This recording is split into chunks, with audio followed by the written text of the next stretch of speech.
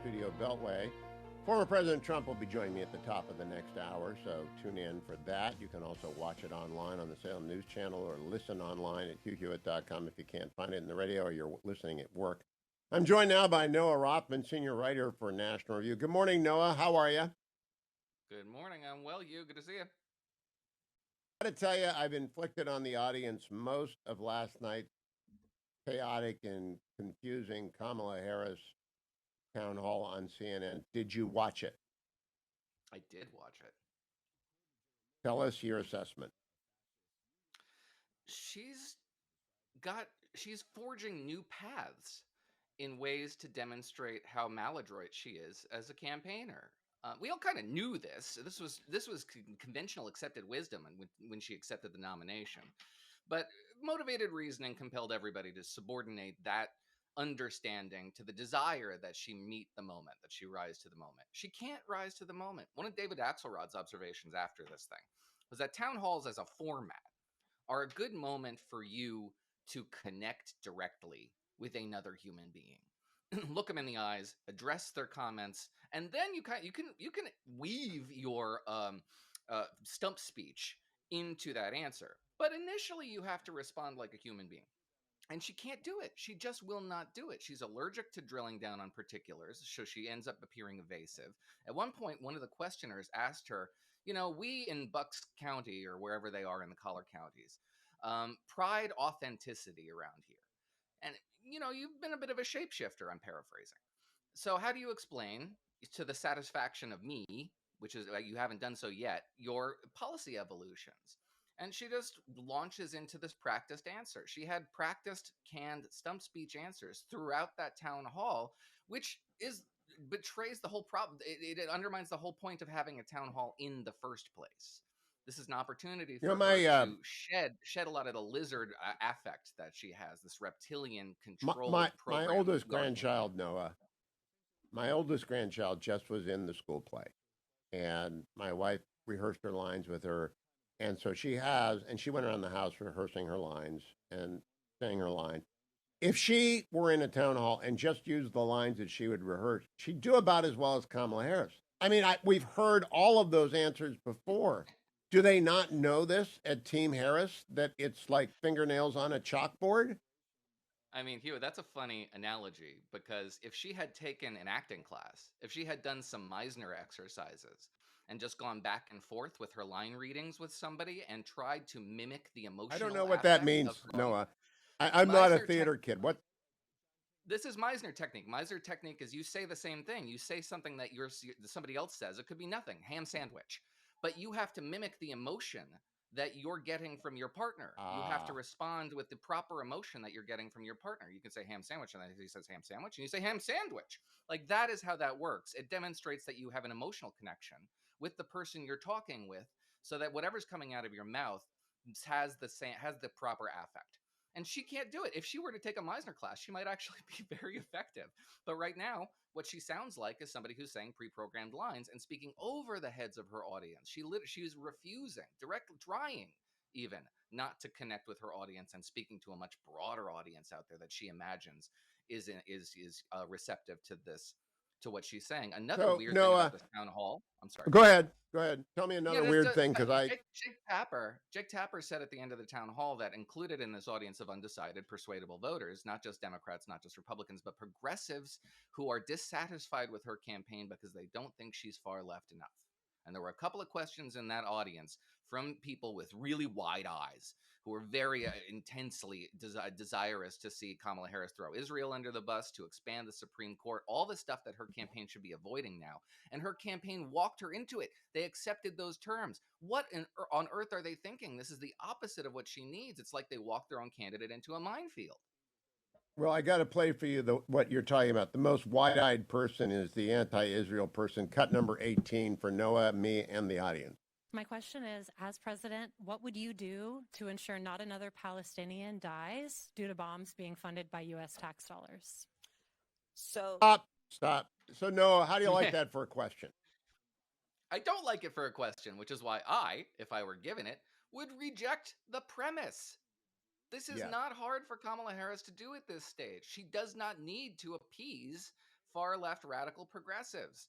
I'm sorry, even the small demos in Michigan, in the suburbs, where she needs to drive up the numbers, a conventional Democratic campaign overcomes dissatisfaction among the progressive left by driving up enthusiasm among the suburbanites. Those people that this campaign is appealing to, white suburbanite liberals with high incomes and a degree. That is the demo that she needs to drive up. Now, there's overlap there. The Venn diagram does overlap. But that's not all they care about. In fact, most voters don't care about foreign policy, period, much less a war in which the United States is not involved, save for giving material and rhetorical support to one of its righteous combatants.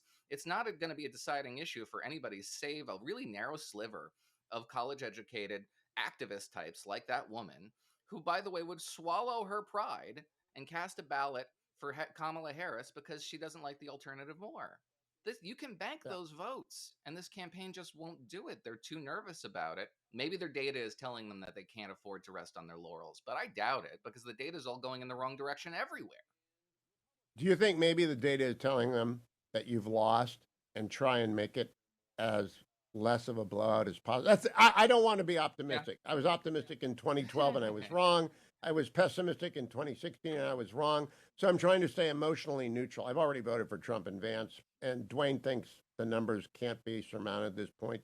Trump's going to win, but I won't go there because we don't know. What do you think, Noah? Yeah. So it's kind of hard to say. If you're looking at the state level polls, it's parsing entrails. But the national polls are telling a pretty consistent story at this point. Donald Trump has momentum.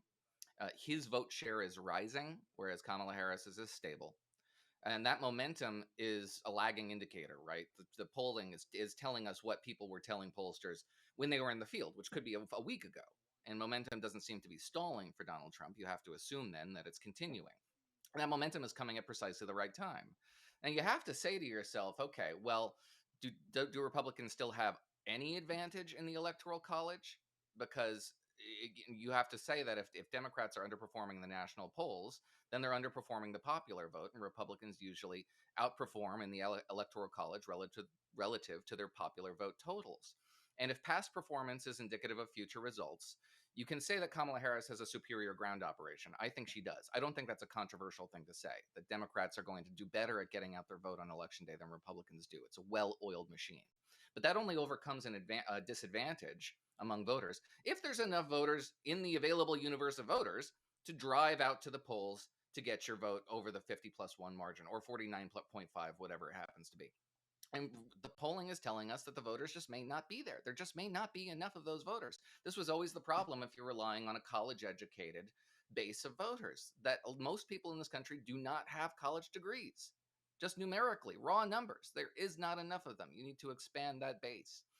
And Kamala Harris has tried, and I think they realize they failed, which is why they're retreating Why to do some you really think comfortable she is Biden underperforming? Why is she underperforming with Latinos and blacks? I think she's underperforming with those voters for the same reason she's underperforming with just about all Americans who are concerned about their financial well-being. This is not a demographic specific issue. Inflation really stinks. It drives people crazy. They hate it. Your reduced purchasing power is a universal issue. And we don't have a lot of evidence to suggest that incumbents in this environment in the Western world do well. Anti-incumbency is a phenomenon across the Western world, has been since 2021 when inflation hit here and it hit everywhere else too. Mostly as a remnant of the pandemic, although I think Joe Biden's policies exacerbated it. Nevertheless, Yeah, no, I've got to go to break. I would like to ask you one.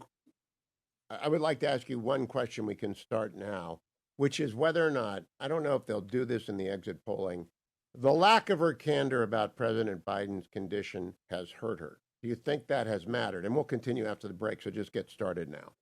A lot. I think it's one of the primary reasons why, if we look at the results on Wednesday, November 6th, and she's lost, I think that's one of the primary reasons why. She doesn't seem to feel like it would advantage her to create any distance, and maybe it wouldn't. Maybe Republicans leverage that comment and Democrats are unenthused by it, and on net, she loses by making that admission. I don't know. But it's one that she feels like she cannot make. She cannot create sufficient distance from Joe Biden. She's asked and asked and asked again, and she just refuses to do it.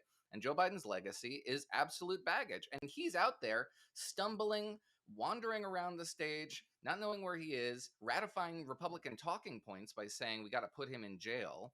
He's doing her no favors, and yet she won't distance herself. Indeed, she's protecting him from the criticism he deserves. There are two questions there, which I'm going to come back. One is distancing from you on policy, meaning he didn't do enough on this and this. And the other is absolute honesty about the fact his capacity is definitely de minimis, if not completely gone. So I'm back with Noah Rothman of National Review. Noah, it's two questions. I said, does it matter that she has covered up the president's incapacity? And you answered that she has not distanced herself enough from Biden. Distancing herself from Biden is necessary, and she hasn't done it. And being honest about Biden is necessary, and she hasn't done it. I don't think they're the same thing, though. Do you? No, I think you're right. They're distinct, and one's easier to navigate than the other. She can make more distance between her and this administration on policy. I think the problem is that her instincts on policy are to go farther left than Joe Biden, and progressivism is what's weighing Joe Biden down. Joe Biden deferred to the progressive activists in his camp, not just on legislation, which was consistently far left, but on affect, on demeanor. He would consistently defer to the themes that arose in the 2020 post Derek Chauvin environment, in which he would attack the justice system for doing things he wanted it to do, like seeing Derek Chauvin convicted of that killing in 2020, and he would indict America for being this indelible original sin of racism, even though the system was doing as performed. It was those little digs at the country that had elevated him to the presidency that I think contributed to a lot of dissatisfaction with his demeanor, with his affect, with his comportment. All those things It's Kamala so Harris easy likes. to She's not answer going to the. distance herself from that. Hallie Jackson just crushed her the night before unintentionally, saying, "Why are you here then? If he's completely fine?" And the answer to me is pretty easy. The president has done a great job, Hallie Anderson. He's doing a great job still, but he's also slowing down as every 81-year-old and 80-year-old shouldn't be president. He's recognized that, and that's why Donald Trump shouldn't be president as well. But he's slowed down, but he's still there. He's got his game. I see his game every day, but he realized 4 years is a long time, and so he decided to do what's in the best interest of the country. How hard is that to do, Noah? I mean, that was a great answer, but it's still retailing a lie. It's not true, and we can see it with Well, our own she's eyes. lying all the time. I mean, the biggest problem with this is you're trying to sell voters on something they don't believe. You're trying to tell them, don't believe the evidence Yes. of your own eyes, believe me. And that is just a reputation killer. It sacrifices your credibility on a range of issues. Now, what is she supposed to say? She could say what you said, but that still doesn't insulate her against the charge that she deliberately misled the American people when it was politically convenient. And she did. There is no answer to it. That's part of the problem. She can't get herself out of it. It's the truth. So she's in It's a the truth. difficult position. One of the things she said last night in the town hall was a bad moment, is that she said she didn't have a legislative priority, which makes a lot of sense because she didn't want to run for president. She had no intention of running for this office, and it's coming up to catch her. She doesn't know what to do with it if she were to catch the bus, and it's really hard to massage that. People can see it. Will this ever happen again? No, we literally have 30 seconds. Will this ever happen again? Because it's such a disaster for Democrats. I mean, if she loses, it's unlikely that it will ever happen again. If she wins, I think that it would be great because we would dispense with the 2-year-long presidential campaign and start it up as we used to start it up again in the year in which the presidential election is taking place, or at least And back to the smoke primaries room, start in fall. smoky I back think that's rooms.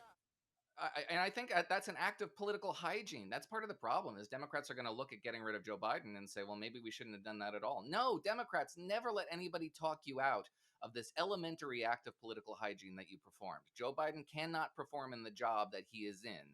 What you did was smart and good and valuable and justified, even if it comes up short. I really hope they don't take the wrong lessons away from this cycle. Noah C. Rothman, always good to hear you on the editors, and sometimes when you're on the commentary pod, it's always good to read your stuff at National Review. Thank you for joining me this morning. I'll be right back.